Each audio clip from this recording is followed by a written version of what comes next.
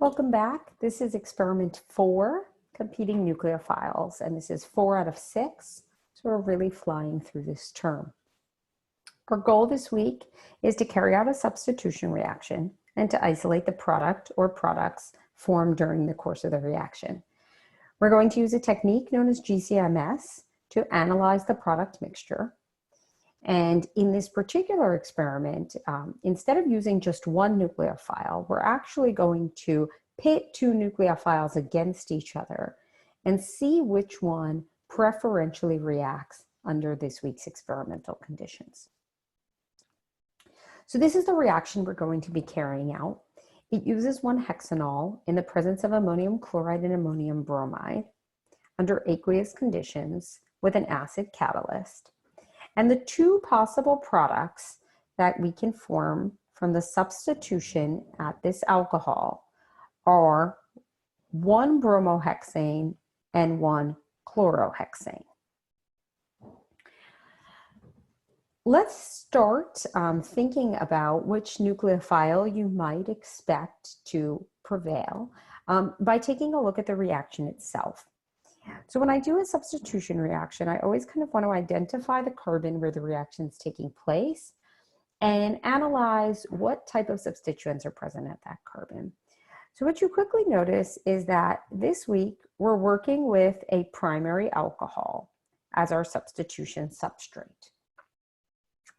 Our 2 nucleophiles are going to be chloride minus and bromide minus.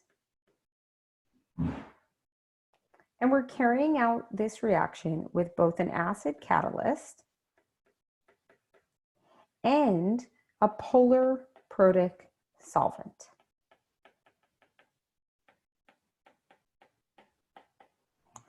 Now we can take this information and think back to what we've seen in class and come up with a plausible mechanism by which this process can happen.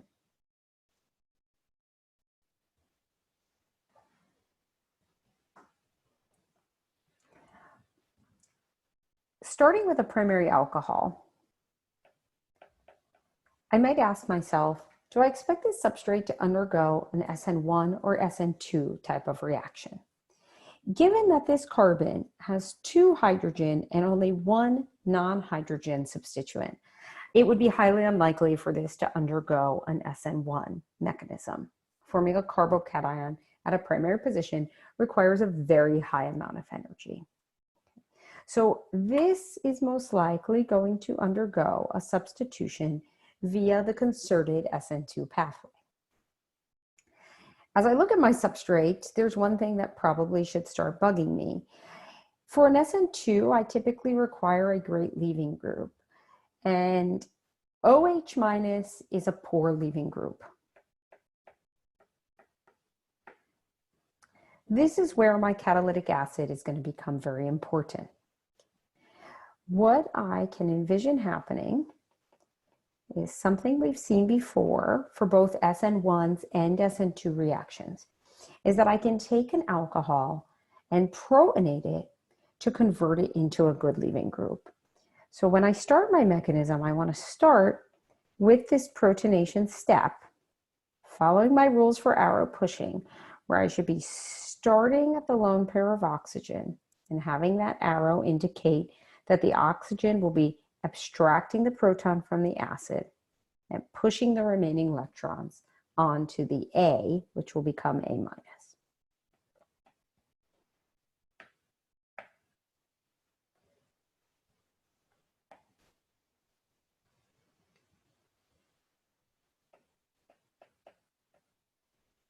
Okay. So at this point, I've created a primary substrate that now has a good leaving group. And because I have a good leaving group, it's now possible for my nucleophile to come in and help kick that leaving group out.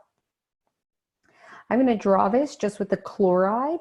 You could certainly get some extra practice by drawing the similar mechanism using the bromide nucleophile. So this is going to attack at the carbon containing the leaving group, kicking that leaving group off of the molecule and furnishing the possible final product, 1 chlorohexane. Okay. So you can draw the same for the bromide. As we think about the formation of these two products, ask yourself, under these conditions, who do I expect to be the better nucleophile and why? And come to lab with an answer to that question, ready to share with the class. And we'll begin our experiment this week by discussing that. Okay, so that's the theory behind what we're going to be doing this week. Let's take a look at the actual process we're going to follow to accomplish this. What we're going to be doing is we're going to be setting up our reaction using a reflux condenser as we did last week. What you now know is that this will allow you to provide energy to your reaction through a heat source while allowing the condenser to help you not lose all of your solvent as a vapor. Before coming to lab, it's important that you fill out your table of physical constants where you list each reagent you're going to be using during the reaction itself, and you quantify how many moles of each reagent. This will allow us to determine the limiting reagent, and during our initial discussion in the lab, it will allow us to examine what we're using in excess and how much relative to each other of these competing nucleophiles we're using. Once you have these reagents in their proper quantities, you're going to add them to the round bottom flask and reflux for a given amount of time. As the reaction proceeds, as the reaction takes place, what we are hoping is that we form some amount of the substitution products. Okay. And in addition to these products, as the reaction takes place, we're still going to have present our acid and our ammonium salts and any excess unreacted chloride and bromide salts. So at the end of the reaction, it's possible to have all of these listed components remaining in the flask, as well as potentially some unreacted starting materials. For our GCMS analysis, we want the organic materials nice and clean. It is not good for the instrument if we inject a sample that has a lot of residual acids and salts. So how are we going to fix this? We're going to carry out something known as an aqueous extraction. And the vessel that's used for this is known as a separatory funnel. It's shown here. In lab, we're going to look at the proper logistics for using the separatory funnel safely. But in the pre-lab, we're just going to focus on what's going on during the process of extraction and how you're going to actually cleanly isolate that organic layer. So you're going to have your round bottom flask and you're going to add it to a separatory funnel. And you're going to have an organic and an aqueous layer that should be observable. So you should see a separation between the two layers.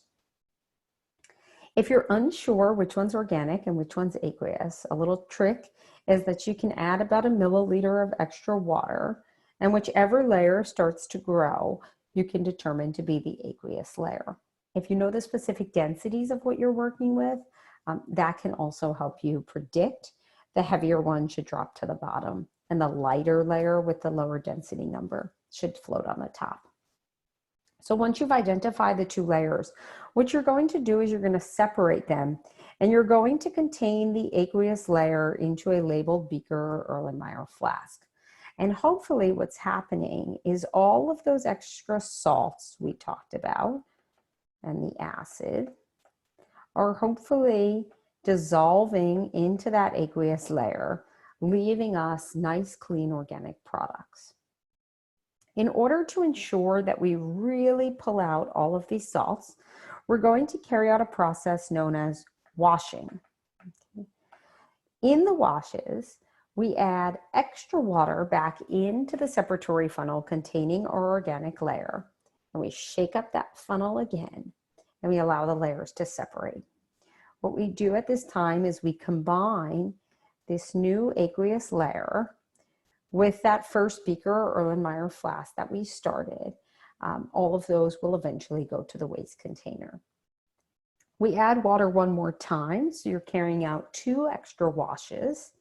And again, we keep all of those water layers together.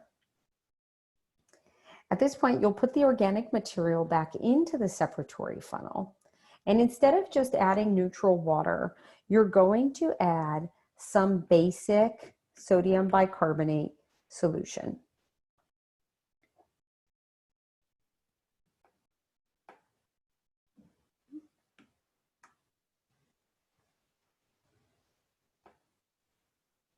No.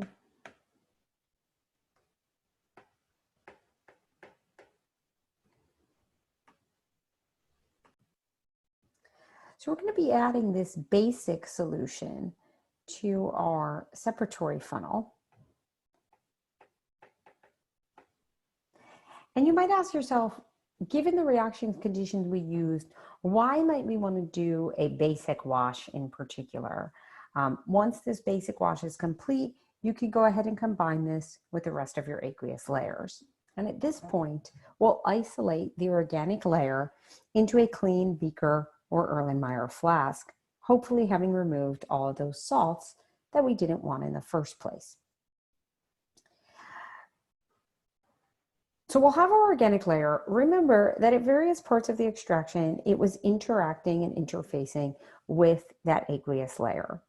So as much as we like to believe the separation is truly perfect, it's often true that this isolated layer does still contain small quantities of residual water.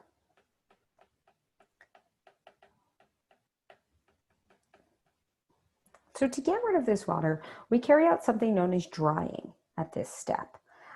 And we don't do this by literally making all of the liquid go away, as we often associate with drying. What we're going to do instead is we're going to add magnesium sulfate as a white powdery solid to our beaker of organic.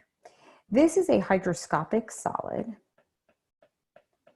that will absorb the residual water. And as it does so, it will kind of clump up and harden. So it will go from a snow globy powder to a very clumpy, noticeable change in the white solid. That tells you that you're soaking up the water.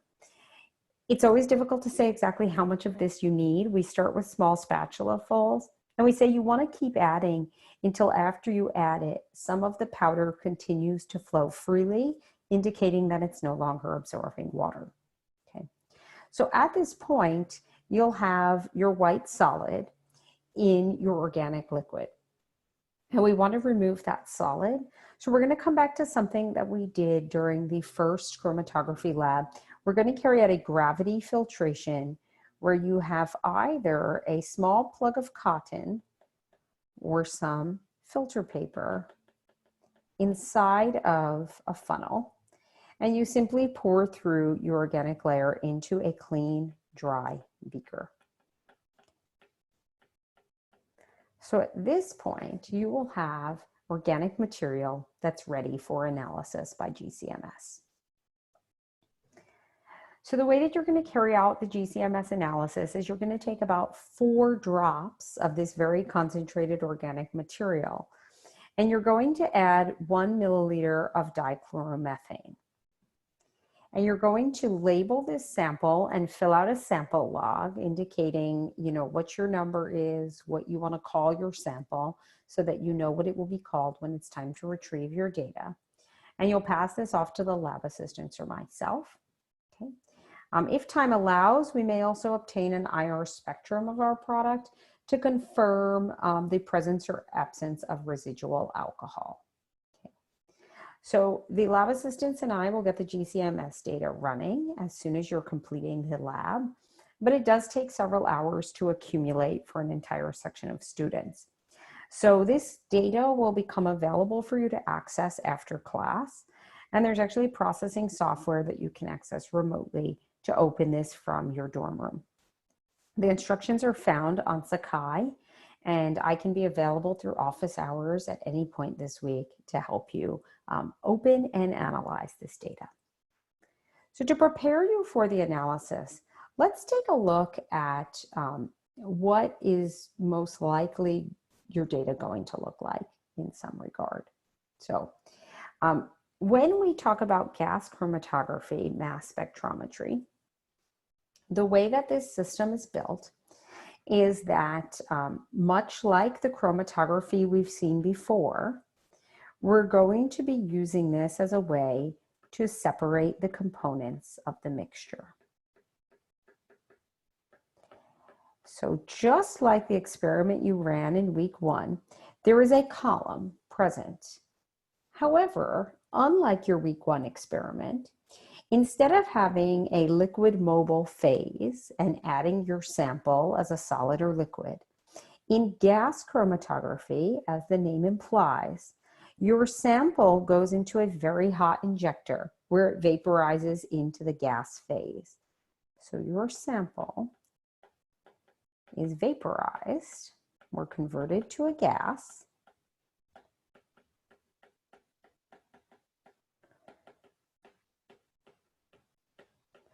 And it enters the column for separation, and it is pushed through the column by what we call a carrier gas, which is basically a flow of helium. Okay. And as the molecules travel through the column, they're able to separate. So for instance, if I had a mixture of 1 chlorohexane and 1 bromohexane, when I started, they can be expected to travel through the column at different rates.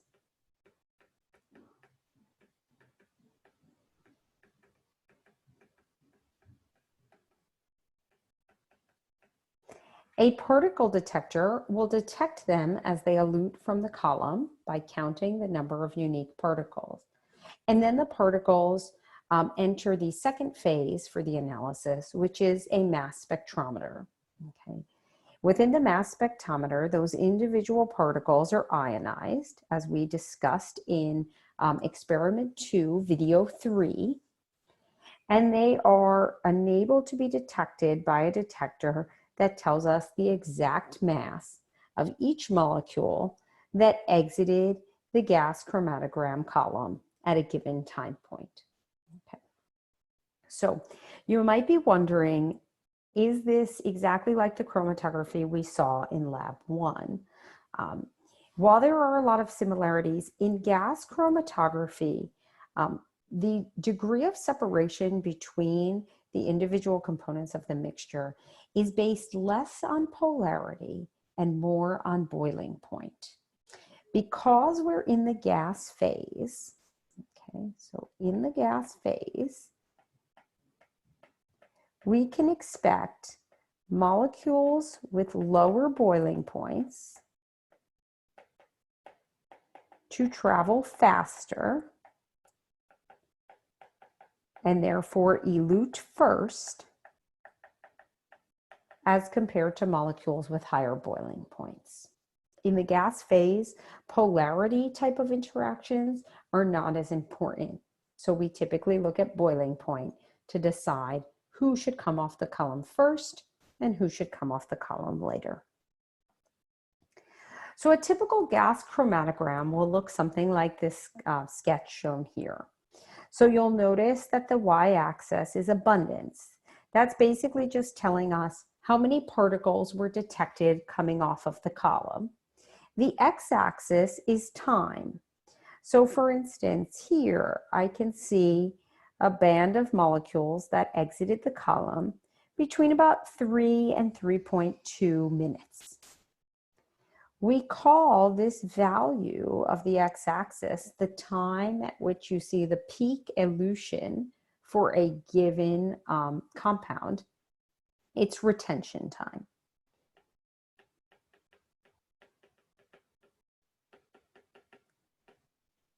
So in this particular mock sample, what we can discern is that there are 1, 2, 3, 4, 5, 6, 7 components present in the sample.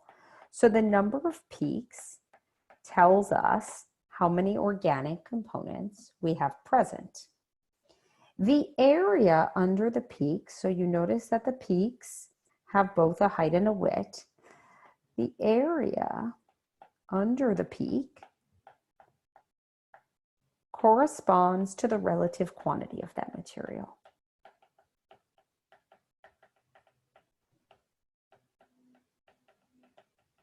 Okay.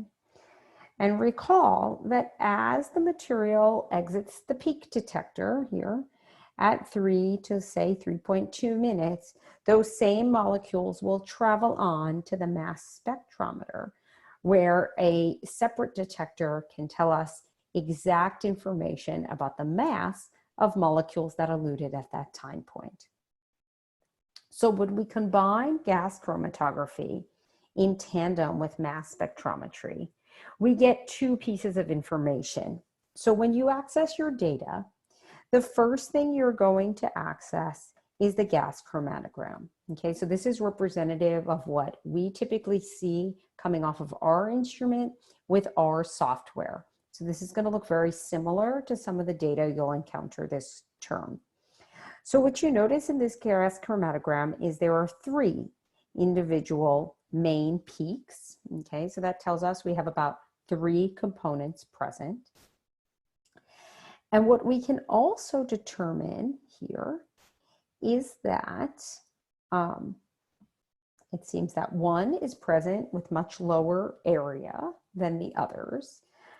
And we can actually pull up a specific area report that I'll show you to really understand the true relative area of these peaks.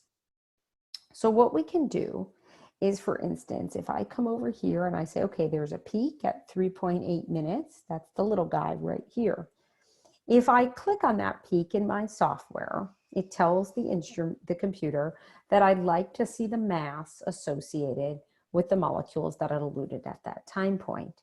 And so it will pull up a mass spectrum. Okay. So this, recall, also has a y-axis that basically tells us about the relative number of ions that were observed with that mass. So it's an abundance or an intensity. And the x-axis is that mass over charge ratio, which basically correlates to the exact mass of the ions observed. Okay. So for instance, for this peak at 3.78, I'm observing, say, a mass of about 91 and also a mass of 93. Because you'll be able to access the mass information, this will be a good way when you look at your data to identify which peak contains the chloride versus, say, the bromide, and whether you have any residual starting materials left over. What you can do prior to coming to lab is you can look up the boiling points for bromohexane, chlorohexane, and 1-hexanol. Because as we discussed in the previous slide, if you know which one has the lowest and then second lowest boiling points, you can predict their order of elution out of the gas chromatogram. Okay. And then you could use the mass spectrum to help confirm that you have in fact predicted that order correctly. So this is the type of data that you're going to get this week. The mass spectrometry data will help you identify the chloride from the bromide. And the relative size of the peaks will really tell us, and not just the size to our naked eye, we really want to look at the true area of the peaks, will tell us about the ratio of the compounds present in that final product. So this is what your area percent report can end up looking like. So again, let's take a scenario where I have 3 peaks. One thing to be wary of is sometimes the instrument will also pick up any little noise at the baseline of the mass spectrometer, which could just come from some residual junk on the column. So you really want to look for those most substantial areas at the time points that you're truly observing a real peak at. So for instance, if I were considering this peak at 5.508, I can find that retention time on the list, and I can find the area associated with that. So you'll notice it gives the peak height, but then it also gives an area. I could also find, say, this peak at 4.442, if I think that's another product that I'm interested in. And I could find the area associated with that peak. By taking the ratio of those two areas, I can learn something about the ratio of these two components in my final sample. And this is exactly what you're going to do this week. You're going to identify the peak corresponding to the chloride and the peak corresponding to the bromide. And you're going to find their respective areas on an area report. Okay, so that's the experiment for this week.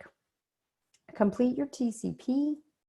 Think about how we are setting up this reaction, like how many moles of alcohol relative to moles of chloride and bromide are we using, and why we might be setting it up that way. And come ready with your hypothesis on which nucleophile you expect to win and to dominate, okay? As a little foreshadowing, we typically use this lab as a model for what we're going to be doing for the 6th and final lab of the term, which is known as the designer lab. In the designer lab, we give you a list of available substrates and nucleophiles, bases, reagents, and solvents. And we ask you to come up with a question to ask. A lot of students will propose some type of competition between two reagents or nucleophiles, two bases, or two substrates. Others might think about an area you've learned about in class where the instructors indicated sometimes it's hard to predict whether it's an SN1 or an SN2 or a substitution versus elimination, and they might choose to probe that. So we'll talk more about the designer lab after the completion of this 4th experiment. You'll submit a proposal immediately after your 5th experiment to be carried out during lab 6. So that's just a little something to look forward to. Have a great weekend, and we'll see you this week in lab.